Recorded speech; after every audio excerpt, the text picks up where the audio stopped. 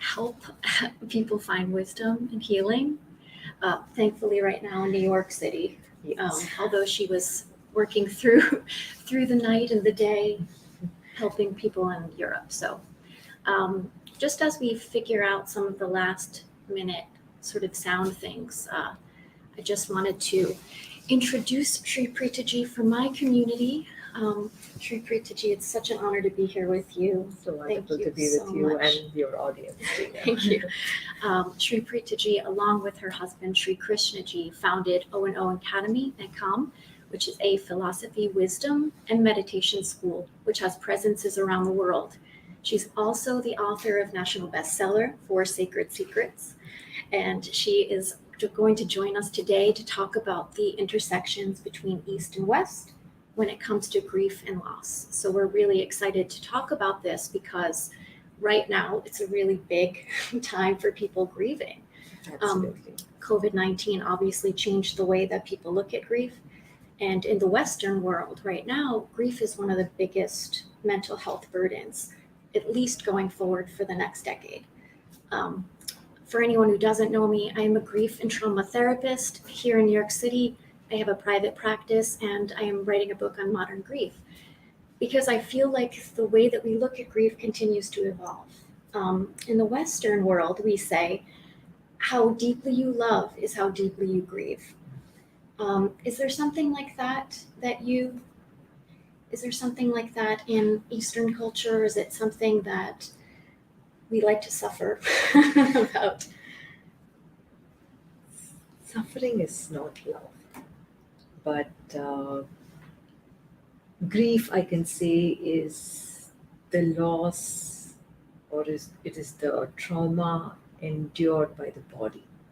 It is a shock that is registered in the body and it is there in the body, which has to be expressed, which has to be released.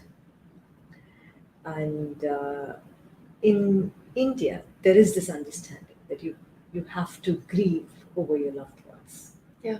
over the death of your loved ones, and over the loss, because it is something the body has assimilated. The trauma is there in the body.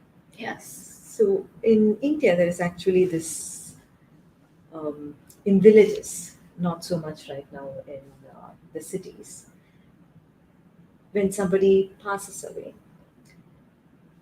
the people of the family actually join together, hold each other's shoulders. They go through a rhythmic movement and they cry out loud. Yeah.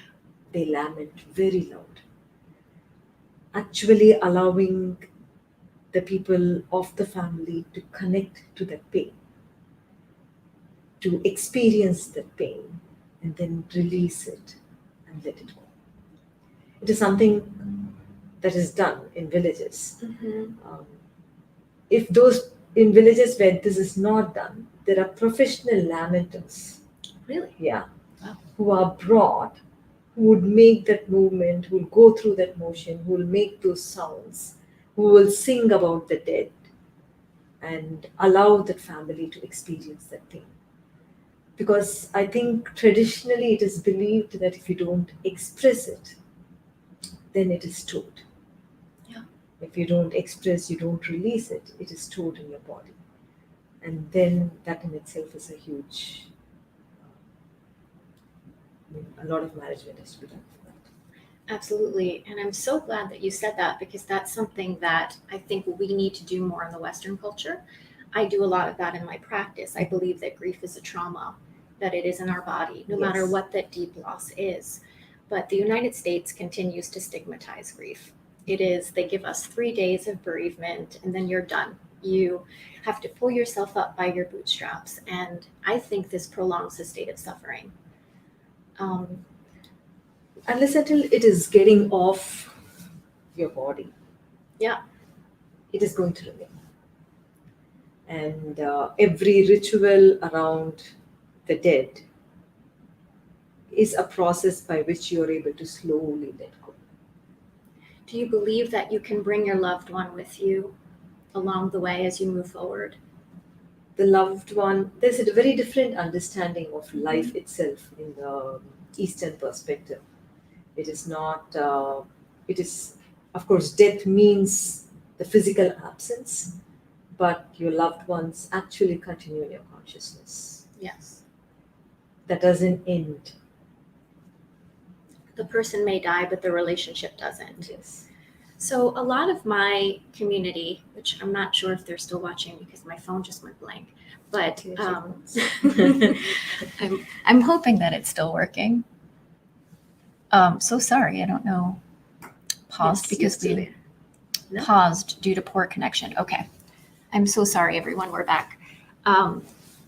Here we are. A lot of my community, there's many of them out there, and much of my practice theoretically can understand the idea of meditation, but it so easily becomes something called spiritual bypassing. And it's very hard for a lot of the people I work with, which are younger people, to get them to turn the theory of going inward to alleviate your suffering to actually doing it. What? I didn't get the question. As opposed to us just thinking meditation is great, Yes. but how does it alleviate our suffering in the moment? And this is the age-old issue with many young people who are in the Instagram era of So instantly, how do you get out of suffering? Yes. Suffering probably that you have wired yourself, you have immersed your consciousness in probably 10 years, 20 years, or all your life you wanted to go this way. Yeah. When a suffering is happening because of an external situation, you can actually connect, like, this is how I'm feeling right now because of what has happened in my life, or what has happened at my work, or whatever the reason is. Then it is actually meditation can help you.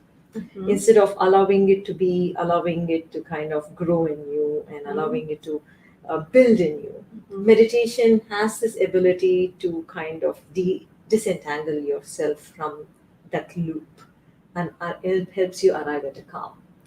But if a suffering is something that you are experiencing because, say, what your ancestors experienced, because genetically it is getting passed on. Yes. So it is not the physical traits alone, it's not the wealth alone. What you're receiving from your father, from your grandparents, is their state of being. Mhm. If the state of being is being passed on to you, and you would not know for what reason, but you're feeling very low, very, very lonely, you're feeling very depressed, then it needs a lot more work. So I wouldn't say the 3-minute meditation is going to work there. It needs a For work, sure. an inward journey, but it is definitely possible. I've been touching many people's lives across the globe, Sure. and they have freed themselves, they have liberated themselves from that entanglement of suffering.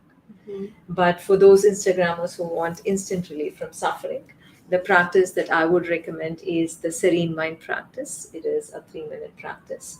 It is both mystical in nature, it is also scientific in nature. So, in a suffering state, your amygdala is overactive. So, this meditation actually shifts the activation from the amygdala to the medial prefrontal cortex, Yeah. which is responsible for greater awareness It is. and also deeper insights. Sure. So it is a tiny practice. It allows you to move to this place of calm immediately.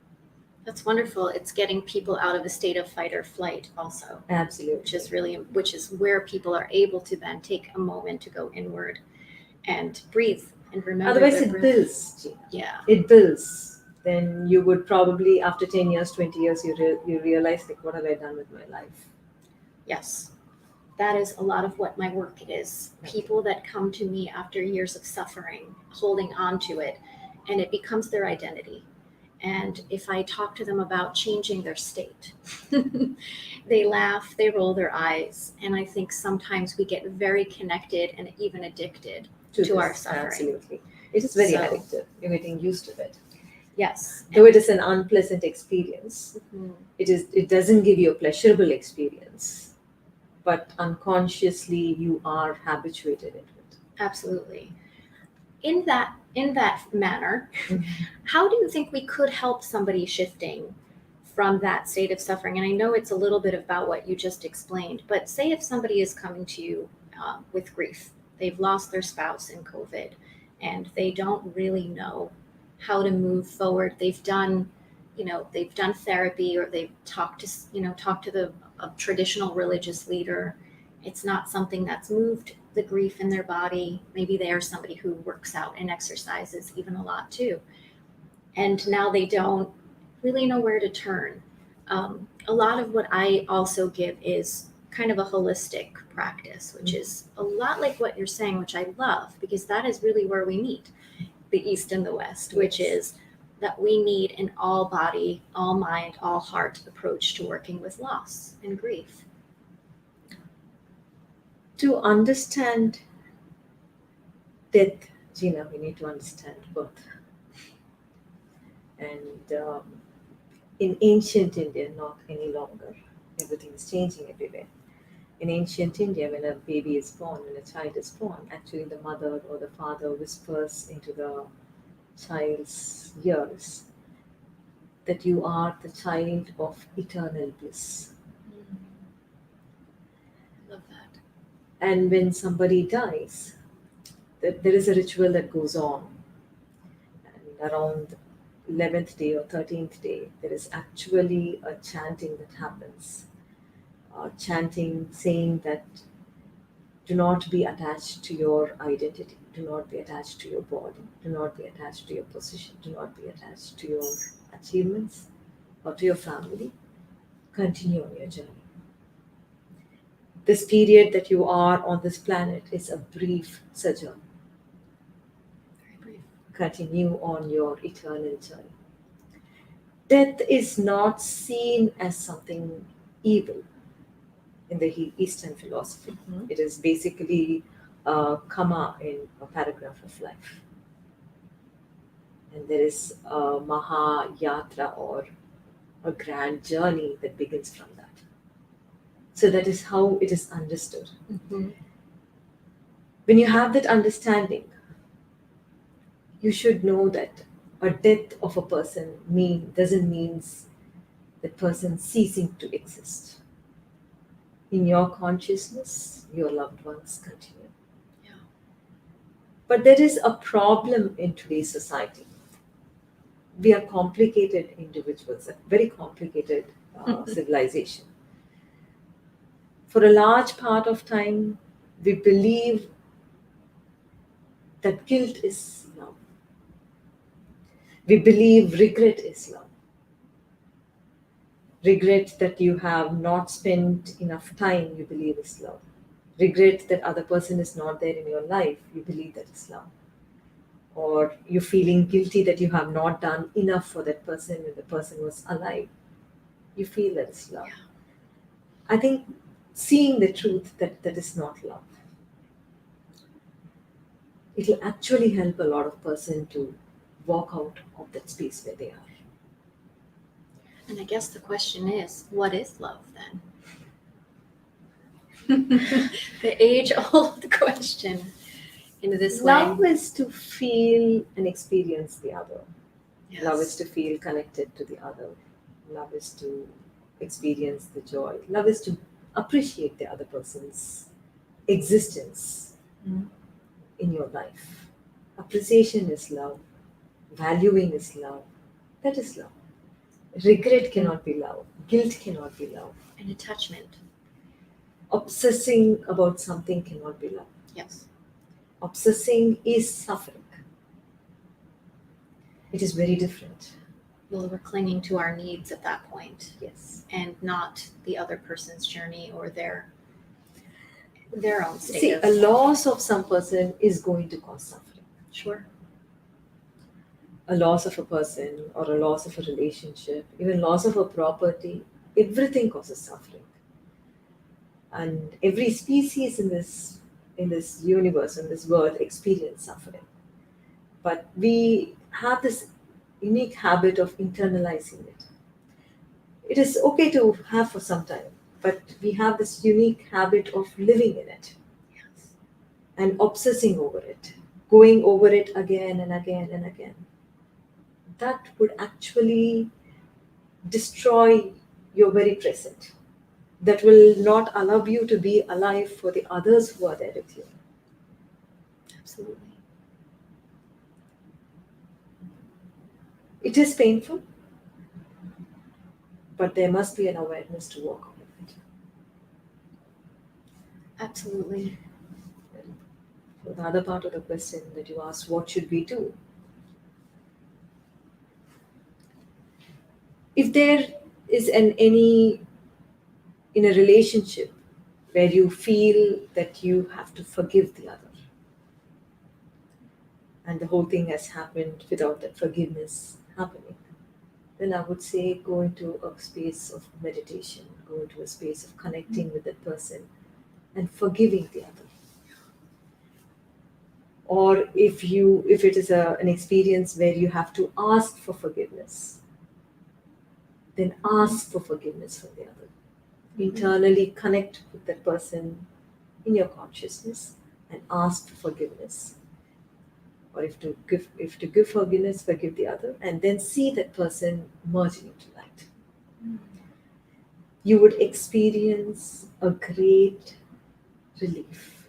You would actually experience a lightness in your body. Because always there is this lingering thought of, I should have done that. I should have done that when he or she was there. I should have behaved this way. I could have done so much more to keep that person alive. It is a train of thinking. It's basically a guilt.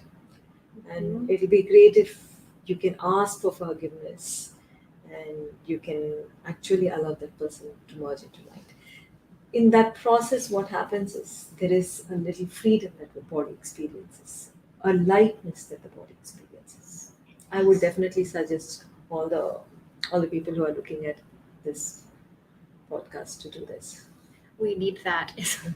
Especially here, I feel like we do whatever we can to cling to either the guilt or even looking at people with rose-colored glasses, which is much better than maybe the relationship was, is what that means. Maybe we look at it more lovingly than it may have been for us. And we do whatever we can to sort of keep that connection in desperation in some ways, whether they're alive even, if it's a breakup or, a divorce, or there's a lot of different types of grief that we go through. So there is one clarity that one needs to have. Suffering can never be love. Suffering is not love, and it can never be love. Suffering as a state disconnects you. It separates you. It is a pattern of thinking where you're obsessing with yourself. Your guilt, your anger, your fear, your insecurity, your loneliness, your depression. It is yourself. In that state, there is no connection with anybody. And I know the family would have lost a very important person. And if you are in a position of actually bringing a greater calm to everybody else in the family, I think you should take that responsibility. Walk out of suffering. Free yourself from guilt, free yourself from regret, because love and guilt and regret and anger or fear or loneliness or uncertainty, they don't coexist. It is either this or that. Absolutely. And the more we fight that, the more we do suffer. Yes. So walk out of suffering. I'm taking that with me too. I feel, I'm not sure how we are on time. I don't want to. 10. Okay. Right here, I was thinking, I had a lot of questions for you, but I mostly wanted to have a conversation really on how, if people were experiencing grief in any type of way, how they could sort of, just as you were saying, walk out of that in some way. But I also feel it's important for us to understand what makes it different that the Western philosophy or the Western way of looking at it feels like we have such a complicated relationship with goodbye, whether it is our fear of death, many of us. Thankfully, I've been studying with you all for very long enough that I'm not one of them. But, whether it's clinging to life or what we think is life, whether it is, a fear of, fear of getting sick, all of this stuff that whether it's also, to me, it's a little complicated here because we cling to life, but when somebody gets too depressed and too sad, we say, you know, get over it, hurry up and move on, But we also have a real fascination with being depressed and being anxious and staying in that state of suffering, especially when it comes to grief, So it's a really different. There is a part of uh, the society, or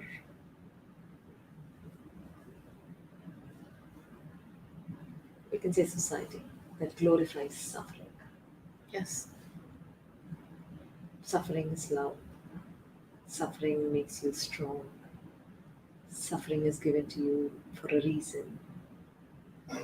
Suffering,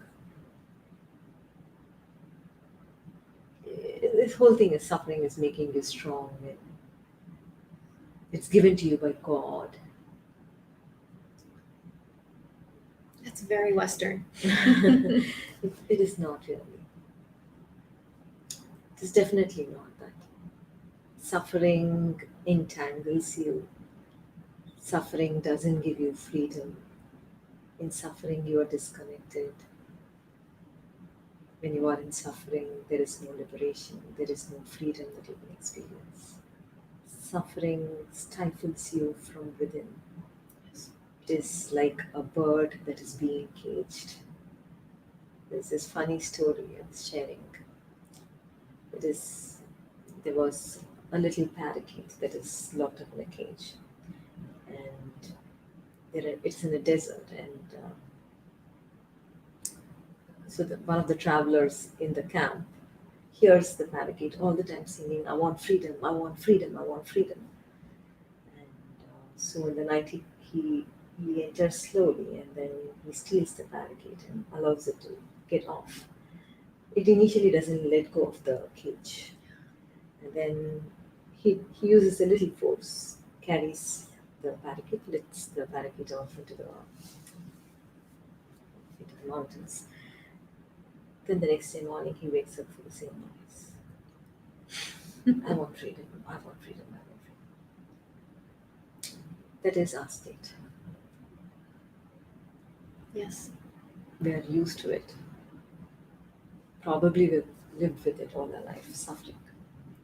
Either as experience of feeling abandoned when you're young, feeling lonely when you're young, feeling not cared for, not enough, or continuing the life feeling anxious, extremely fearful. Yeah. And it continues through life.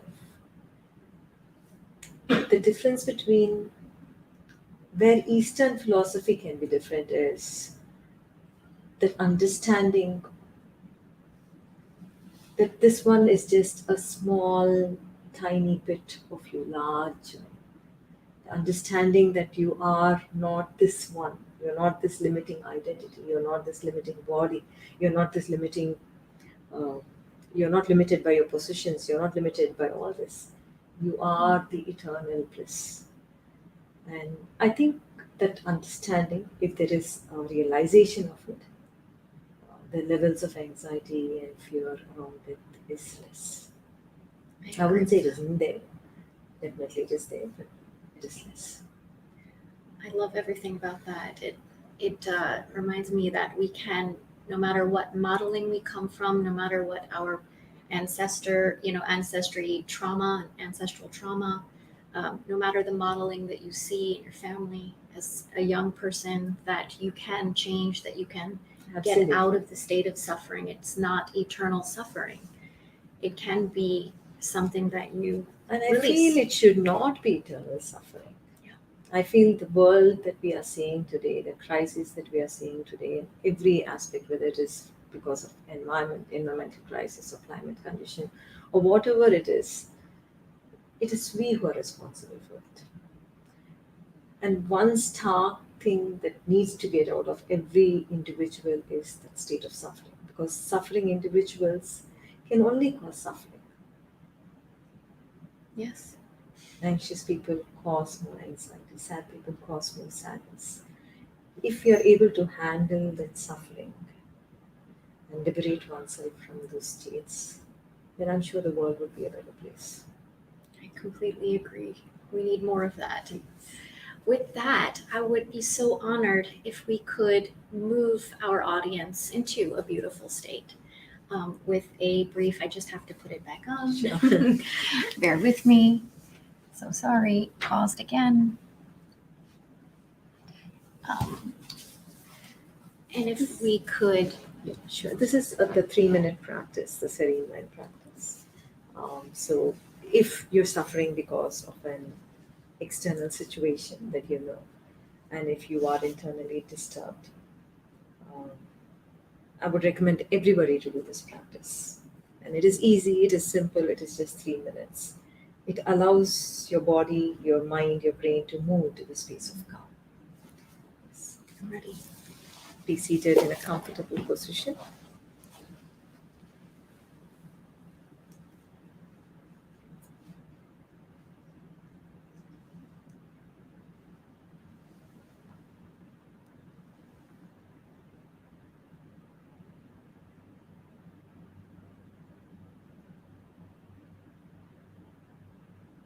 Inhale and exhale deep and slow.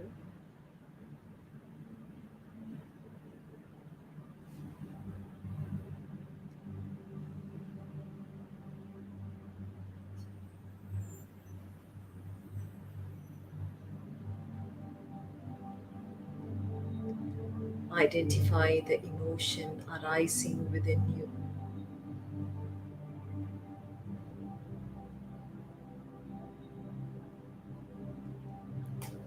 Is it fear, guilt,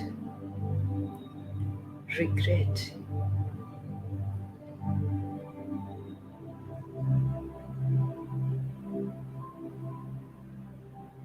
anger, loneliness?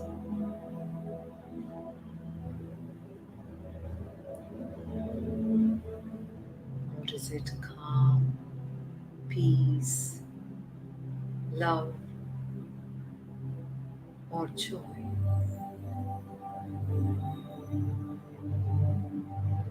Identify the emotion. Do not try to change it.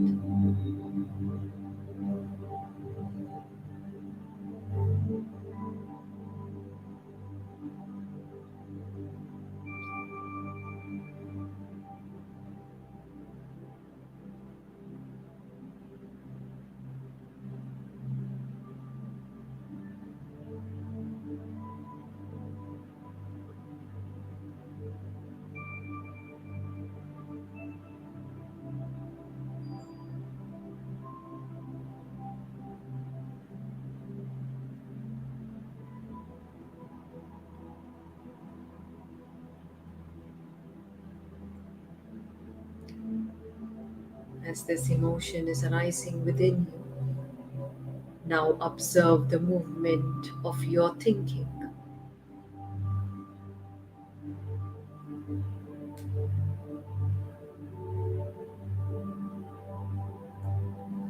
Are you moving to a past experience?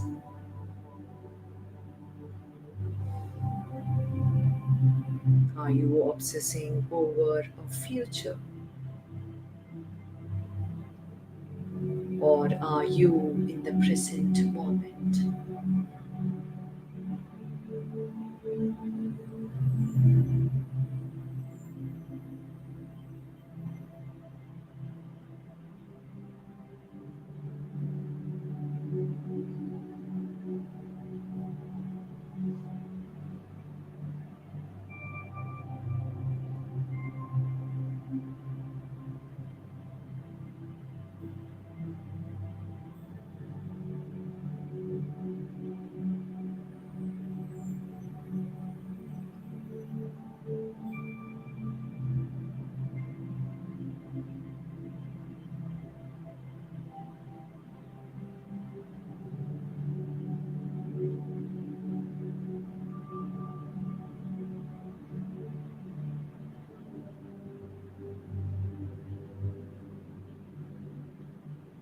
Now see a light move from the middle of your forehead.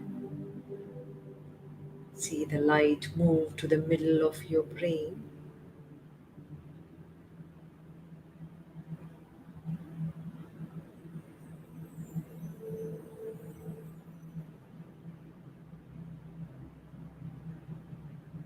See the light in the middle of your brain.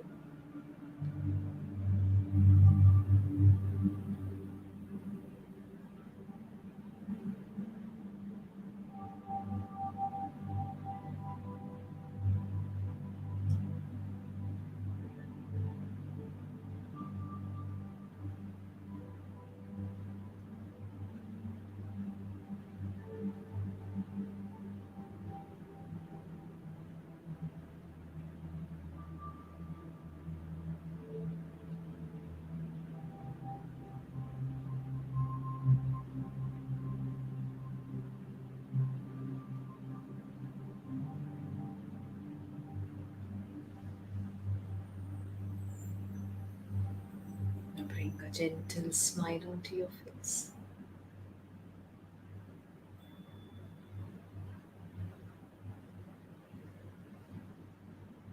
Take a deep breath.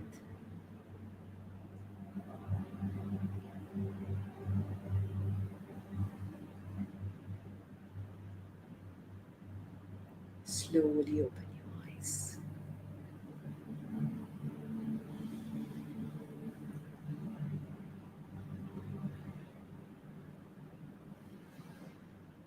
Thank you so much. It was deeply beautiful and moving back into a beautiful state. Beautiful, Judith. Thank you so much. I appreciate all that you're doing.